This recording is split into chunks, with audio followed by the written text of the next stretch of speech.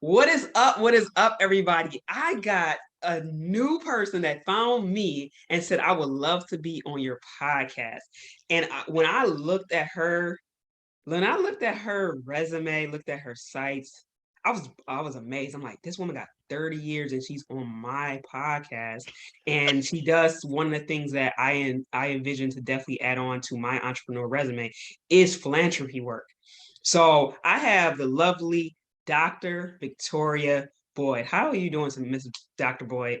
I am fantastic. Thank you for scheduling me into your busy schedule. I always like to talk about what I do, what I've done, and where I'm going. So thank you for having me on. I appreciate you. I appreciate you. Can you tell the audience what do you actually do? I mean, I gave a little insight, but literally 30 years, y'all. Like she's been fun and she's still thriving. And she looks gorgeous for her age. I don't care how old she is. Look, she looks like she's in her 40s. And I'm not gonna even basically, I mean, I'm just gonna basically put it out there. And I know she's probably a little bit past that, but still, she's phenomenal, looks very great and everything. Dr. Boyd, can you tell people what do you actually do and tell her a little bit about your background. You don't have to go too Absolutely. much of that, but she got 5 books. Woman killing it. She's a ghostwriter. So if you guys want people to write your book, you want her to reach out to her. She'll help you write your book. Well, my past actually led into my future. I taught dance for over 28 years in a Mm, performing arts high school in Detroit, Michigan. And mm, then had a, during that time, I had a phenomenal career, had lots of fun. It was exciting. I took my dancers literally all over the world. Uh, we performed in the United States, in France, in England, Scotland. So it was a phenomenal career. I've been honored as the National Dance Educator of the Year. So that was something that I honored. But then all of a sudden, you know how there's always those new doors that you want to open.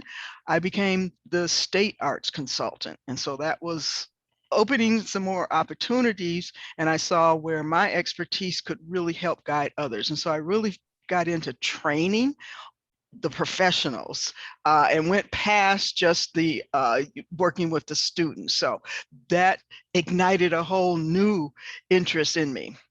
And then being arts consultant with cutbacks back in those days when they cut funds, they cut the arts. And so I found myself being laid off, but I had so many years I could actually take retirement. mm. And that was my new journey. And that's also what was the catalyst for me to write my first book called The Wealthy Teacher, answering the question, what's next? I love it. I love it. What am I going to do now? Because I wasn't done. I wasn't ready. I had a lot of things I wanted to do. And so at that point, because I know you ask a question, what are some of the 3 challenges or things as an entrepreneur, adversities? I faced them all at one time. I got laid off. I moved to a new city. I was building a new house and I had a new job. And Mm, I still didn't know, is this what I want to do? Because it all happened so quickly. I was just letting the universe take it. And I was as they say, riding that magic carpet. I was riding the magic carpet, and it brought me to a new city, a new career. But it had me stop and rethink who I wanted to be. I looked back at what I had been doing, concurrent to all of those 20, actually 32 years in education. I was also in the nonprofit sector. I have been executive director. I have been president of the board. I have been convention chair on local, state, and national levels of many nonprofits. I have formed them, merged them, and closed them. And so I had a lot of background in the administrative leadership side of nonprofits. Moving to Nevada was a whole new adventure. I'll call it. You call it adversity. I'm gonna call it an adventure mm-hmm. because I saw where my skills were needed. Because in this demographic for the nonprofit sector, they're about 20 years behind East Coast because it's just sophisticated. They know what to do. Um, I ended up teaching at UNLV for 9 years, nonprofit management. I still wasn't satisfied because I actually went through 3 different jobs. I've worked at CCSD, Clark County School District. I worked for the State Arts Council. I worked for the Nevada Ballet Theater. Oh, I had 4 jobs. And I worked for the Springs Preserve. But you know what? That's when I decided, I have to get back to who I am, because when you retire, your mindset shifts. And I was totally into, if I'm not having fun, I don't want to do it. And so Mm, I said, I can't work for anybody. And that, I believe, is when my true entrepreneurial journey started, because that is when I said, I have something to share. I have experience. I have expertise. How do I position it so other people can access it and that I can give it? And so mm, I truly embraced who I was, my background, and how could I serve. And so in 2012, I started the podcast, The Philantrepreneur Show, and was interviewing business owners that were giving back. And the whole mm, premise of the show was bringing on all these business owners as they explain how they give back to the community. That also evolved into the Philantrepreneur Journal, which was a digital magazine with articles. It was just jam packed of information, people in the spotlight, training, blah, blah, just a whole bunch of stuff. That was going fantastic but one day, an internet marketer out of the blue just called me. Didn't know him, hadn't ever met him, but he lived here in Las Vegas. And his first statement was, he said, "Wow, I've been following you." Now I'm like, okay, is this a stalker, or is this, should I hang up? Should I get scared? But what he had actually been doing, somehow the term philantrepreneur had caught his attention, and he had started tracking. And he said, I was on this trajectory, blah, blah, blah. And he was probably trying to sell his services. I know. But, he got me all excited. I was like, oh, great, fantastic. He said, but it's one thing I need to tell you. There's a German company trying to trademark your name. I was like, what? Wait, whoa, whoa, ooh, back up. What do you? He said, no, I just happened to run across it. There's a German company. And so basically my mind shut off at that point. And I said, I need to get off the phone because I was now in panic mode, because I had the website, I had a show, I had magazine, I had all of these products with this name on it. And I'm like, somebody can't stop me from using it. So basically within 24 hours, I found a trademark attorney. And my, questions to him was, is this true? And he's able to look up applications. He said, I got good news and I have bad news. He said, the bad news is, yes, there is a German company that definitely has been watching what you're doing, because they not only have submitted a trademark, a US patent trademark, but they registered in Nevada. So that indicated to him that they were looking at me as an organization, because I'm based in Nevada, uh, of how to do it. He said, the good news is they submitted the application has some errors on it. He said, and that application is going to be sent back to them, and you have 72 hours to get it in.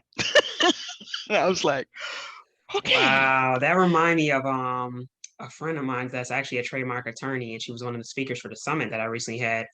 And she was telling me about, like, trademarks is actually the real true things that protect you, not the LLC, Yep, not the yep. DBA, No, not the it's different trademark. corporate.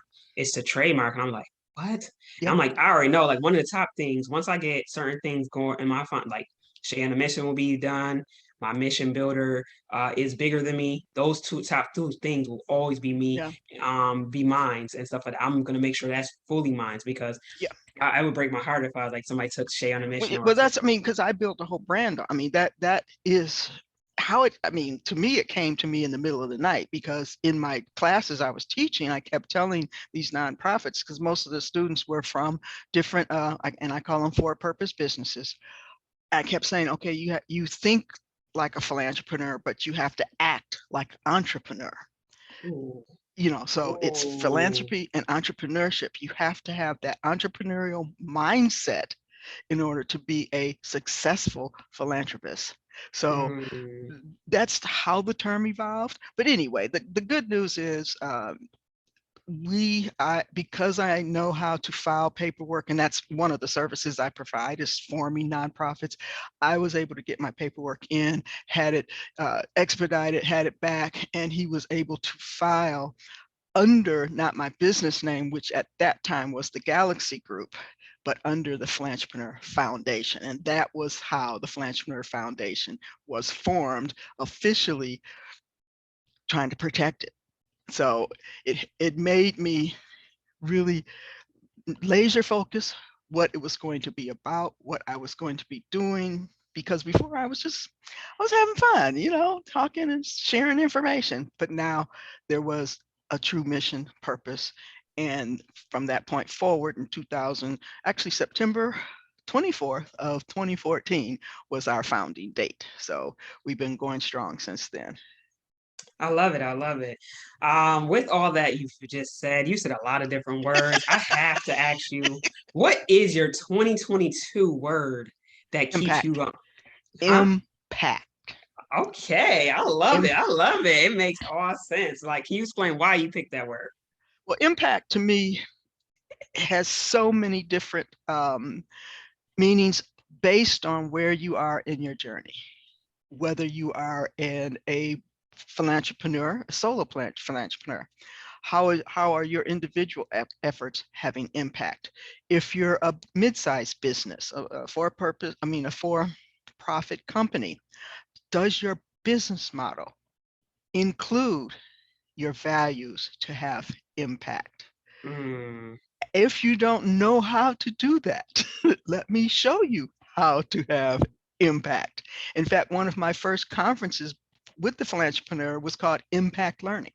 mm, Yeah, so impact has been a ongoing message that I keep trying to tell, and I present it and show them how to do it in different ways. You can have impact through cause marketing. You can have impact through content marketing, sharing educational resources, having a podcast. You're having an impact because you're sharing knowledge. You're impacting the community that listens to you. So impact will probably always be one of my key values and words moving forward. mm. I love it. I love it. So I want to ask you, since you're talking about for-profit and nonprofit, can you explain the difference between the two? Because people sometimes don't even know what that is. I mean, Absolutely. I mean, by right entrepreneurship, I kind of do need to know, and I know what type of business I have. I have a for-profit, but I Mhm. definitely intend on getting a nonprofit, and I have a follow-up question after you explain. Absolutely. Okay, if you're in the for-profit, you call yourself a solopreneur, entrepreneur, a business.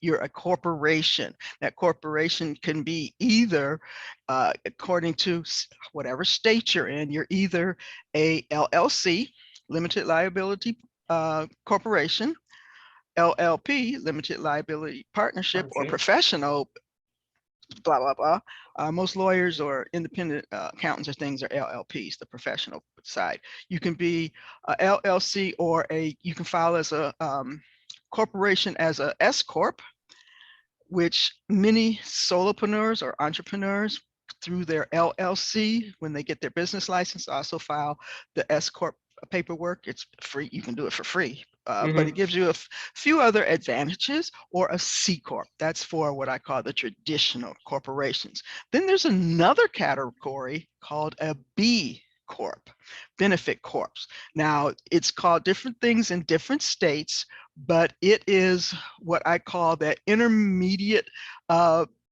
corporation between a nonprofit and a for-profit. On a corporation side, the board of directors, if you have shareholders and things like that, they're guided by law that they must protect the profits of all shareholders. And there's certain clauses and statements that state that they cannot do any harm to shareholders or have any negative impact on profits, blah, blah, blah, blah, blah. Okay, B Corp adds to their bylaws, and by law, they can use profits for social impact. They can redirect some of the profits. So that's a benefit corps and corporation. And many organizations like to have that B Corp because then it puts them in the eyes of society of having impact in the community. And the reason that is so important is why I created the whole social impact program that I do, is that 87% of consumers will go with a company that demonstrates impact in the community.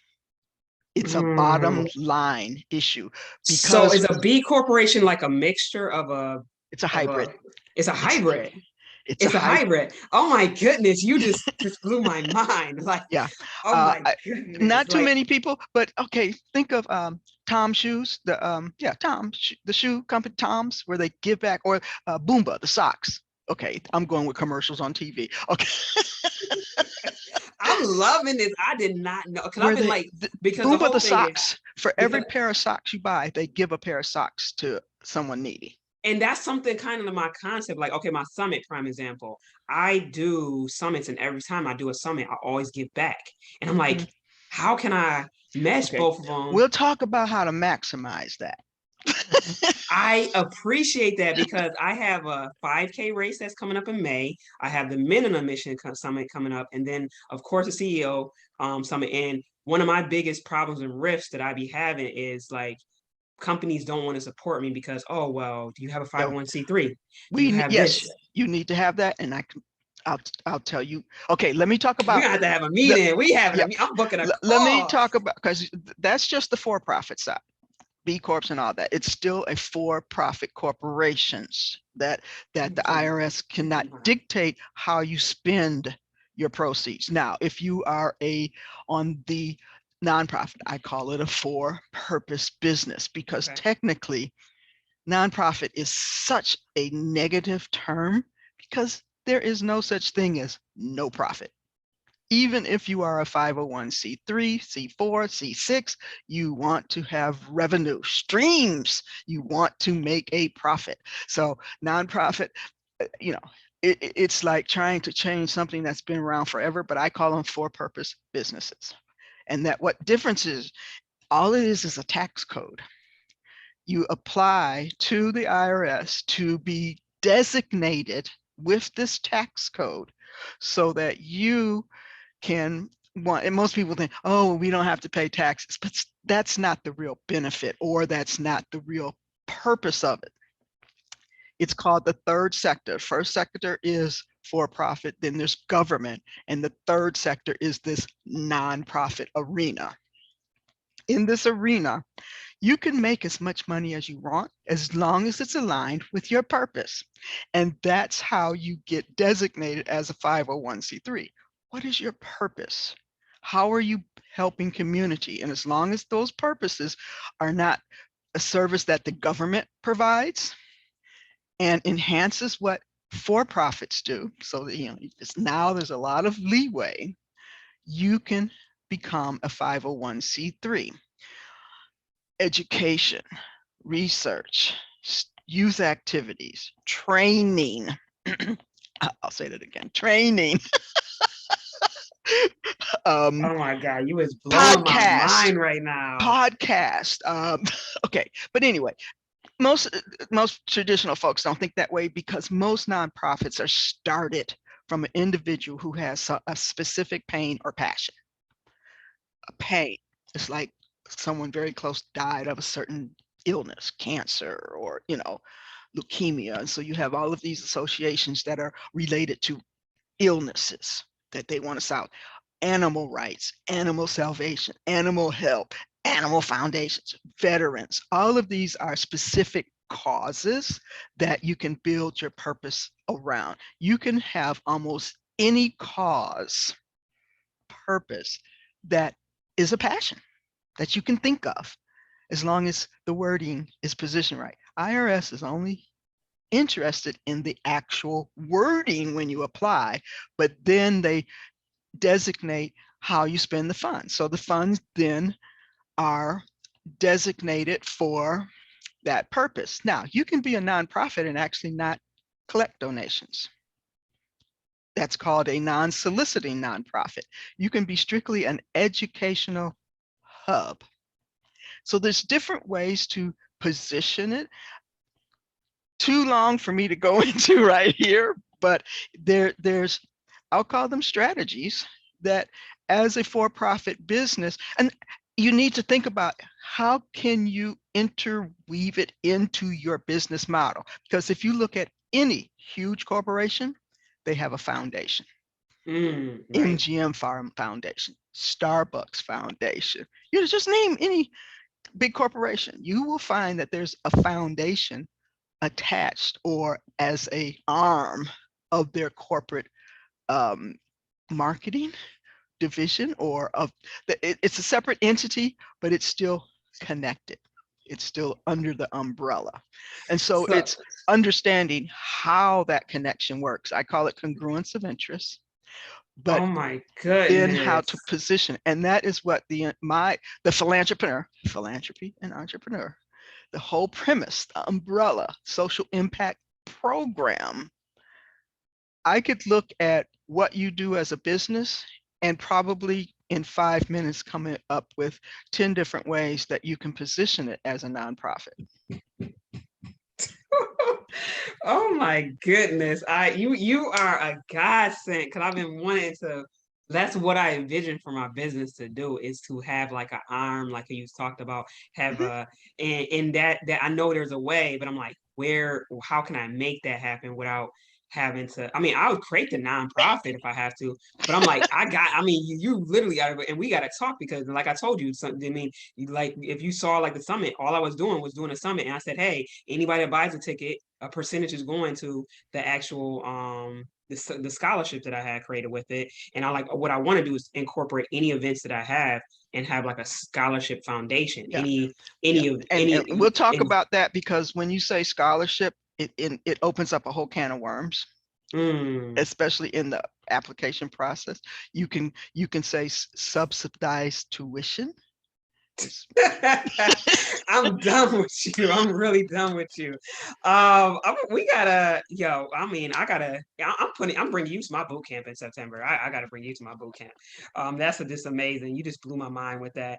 Um, with that being said, what advice would you give to an entrepreneur that is just now starting out, whether they want to be whether they want to be a philanthropist or an entrepreneur or a combination of both? What advice would you give them Okay, starting out?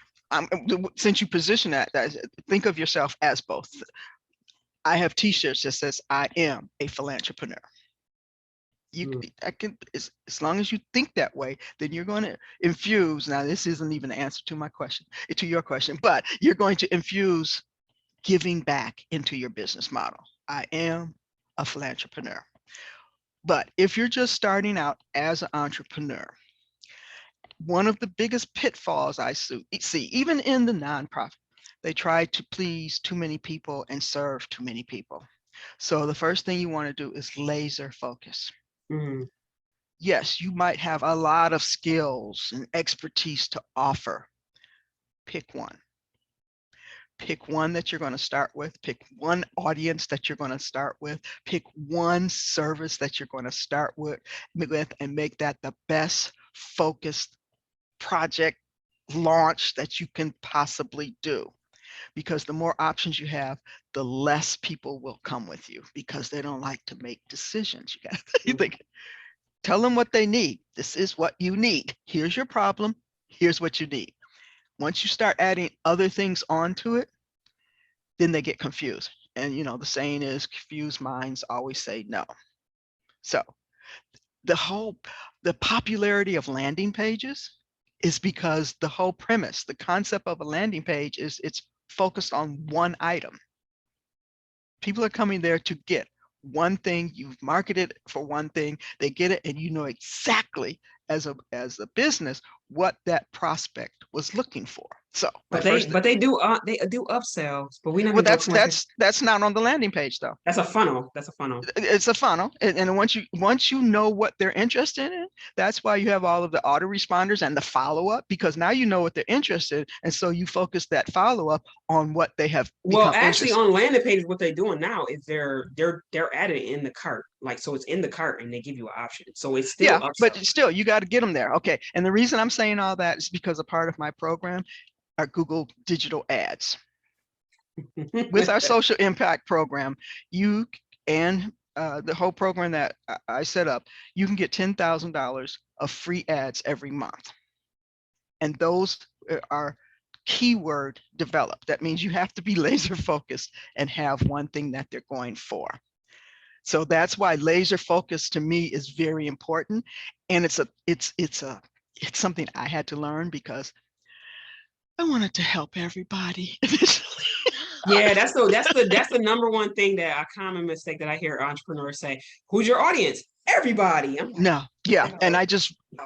literally just wrote a blog on that. I I said, be if wanting you to said cringe their neck when they everybody say that. is your audience, then you don't know what you're doing. Anyway, that literally a blog I just wrote. If you say everybody, you don't know what you're doing. But anyway, laser focus, and that comes with target out, with everything that's related to it. Laser focus, and then, and this might sound sort of crazy, but know what your service is. That's like presenting. That's like presenting on the stage. Because I do public speaking, and that's like presenting the stage, and you don't know what your speech about. So I get that. That's very true. That's very true. Yeah, once again, like if you ask Andre, who's your audience? Oh, everybody. Then what do you do? Everybody. I help Right, right. everybody. So they really can't, they can't tell you what is your service if you serve everybody, because everybody don't need you.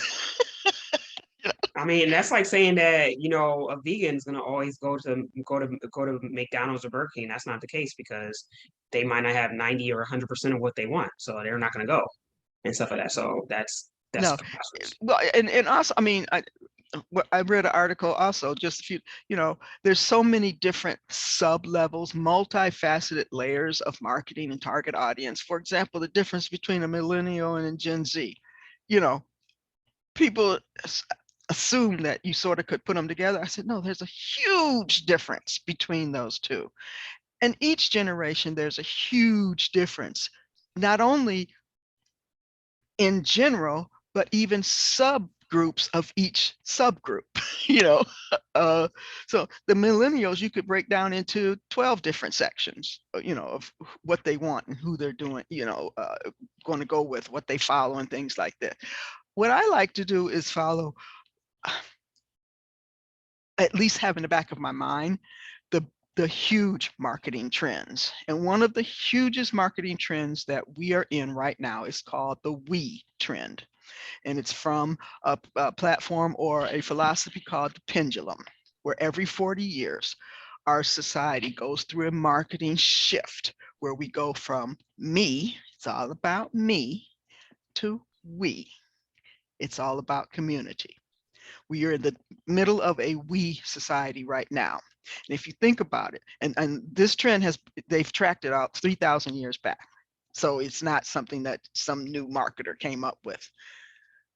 In 2003, that's when the shift to we started.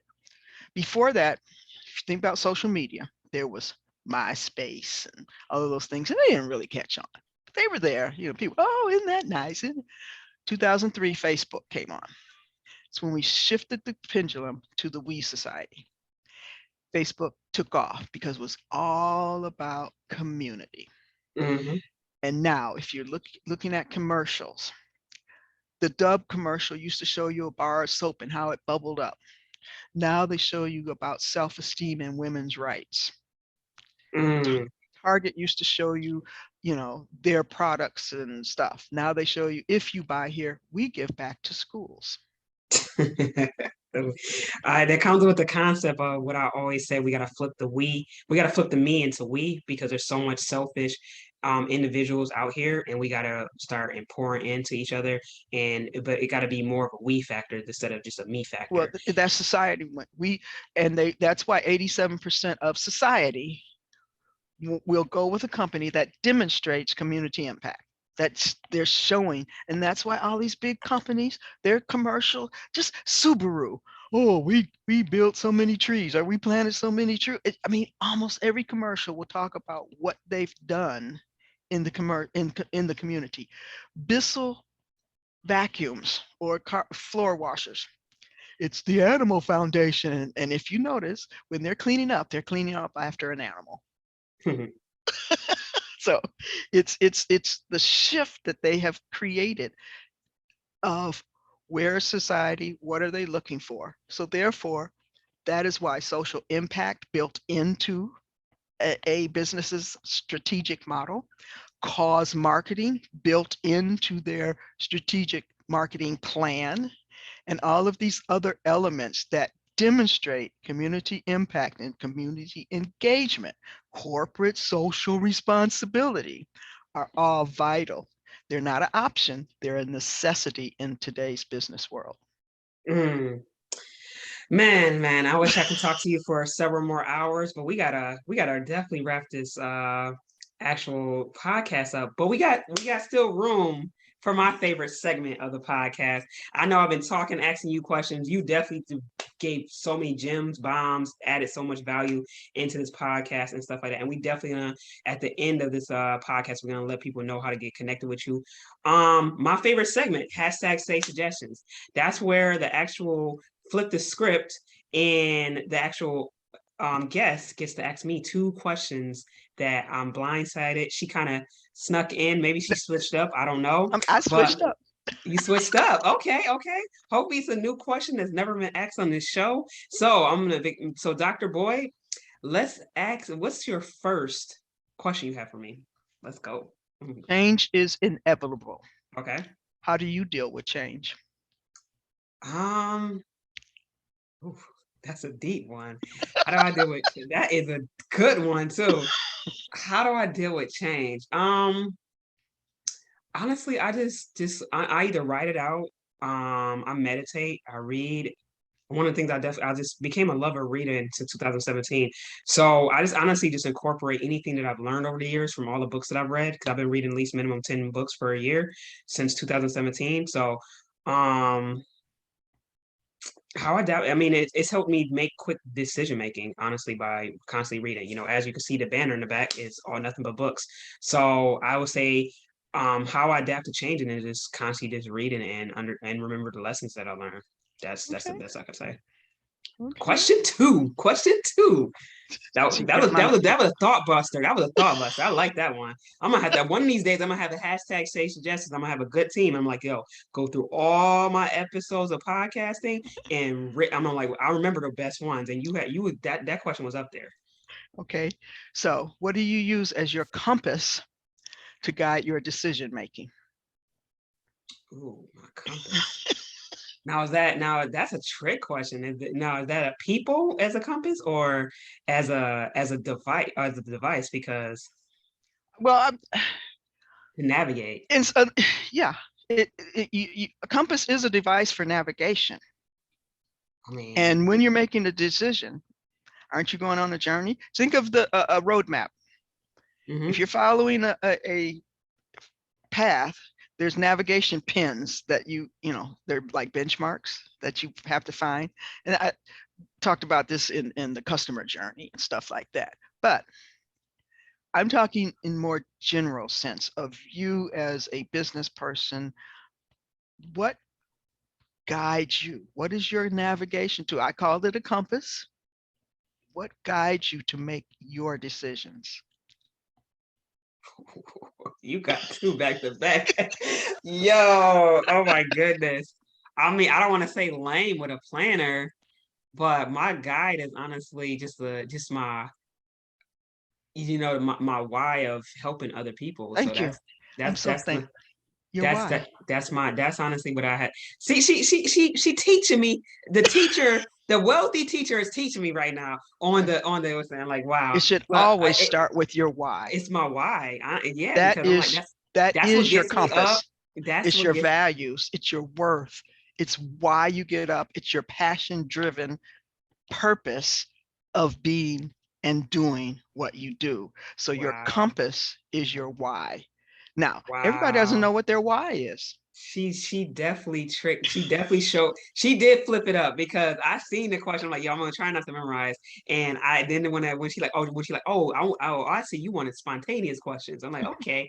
And she definitely flipped it because those was not the two questions she literally had in the form that I was looking at. I'm like, You got me. You got me. You gonna be when I do the top 10 of all time for hashtag Shay Suggestions, both of your questions will be on there.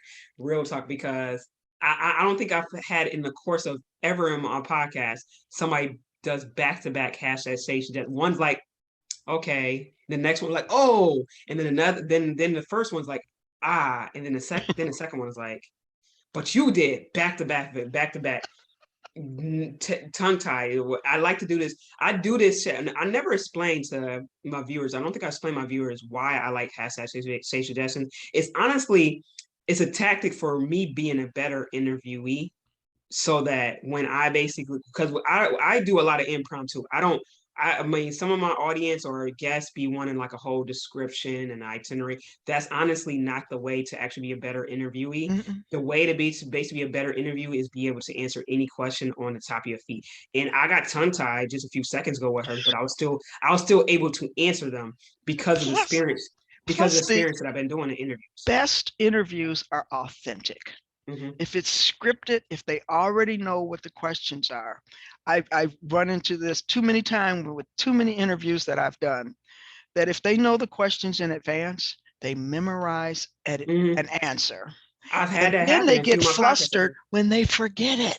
Right. Instead of just, it's supposed to be their expertise. They're supposed to know it like the back of their hands. Why are you getting flustered because you forgot what you wrote? Mm-hmm. So I don't, I stopped asking for, no, I asked for a bio and then I research them and I have Mm-hmm. my questions. They're always related to what they do. I'm not trying to trick them, but I position it in a format where they can share tidbits, nuggets, bomb drops, mic drops with in a genuine way.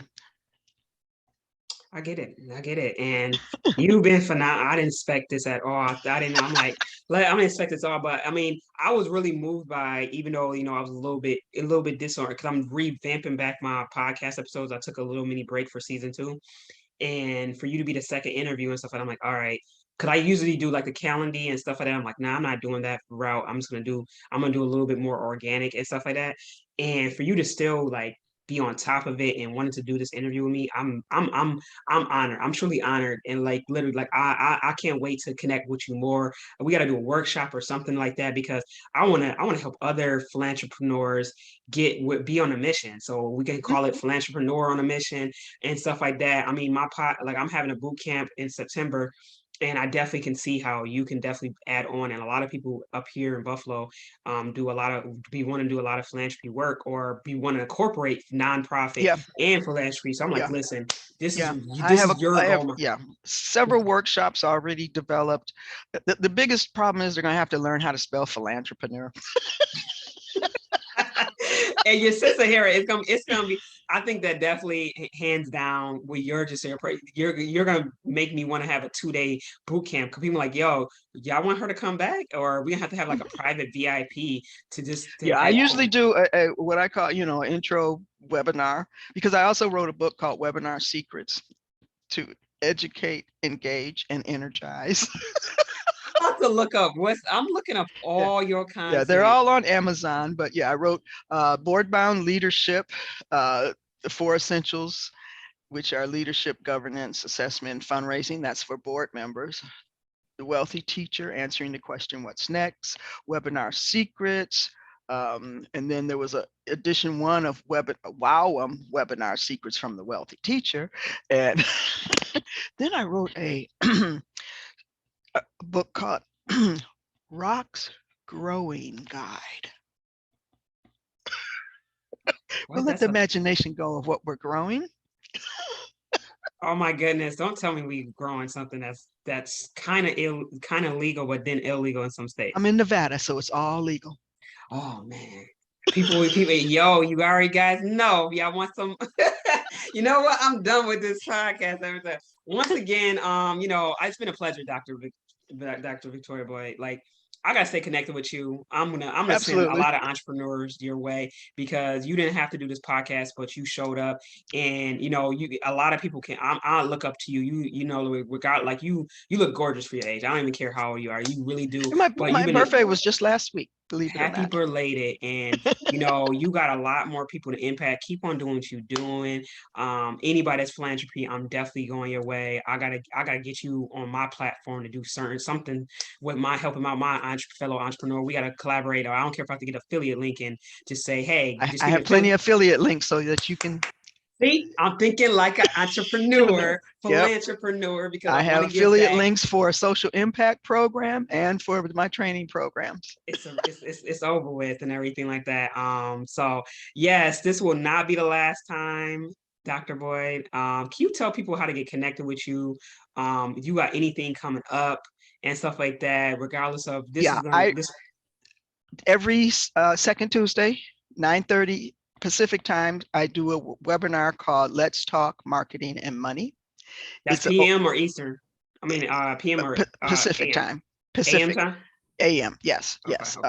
9:30 in the morning. Yeah, I'm a morning person, but Me too. it's always recorded, and then it goes up on our YouTube channel. How to get 10K free money. You can find out more about that at 10kfreemoney.com. A new website is launching called socialimpactprogram.org. You won't remember how to spell philantrepreneur, but it's Philantreprepreneur foundation.org.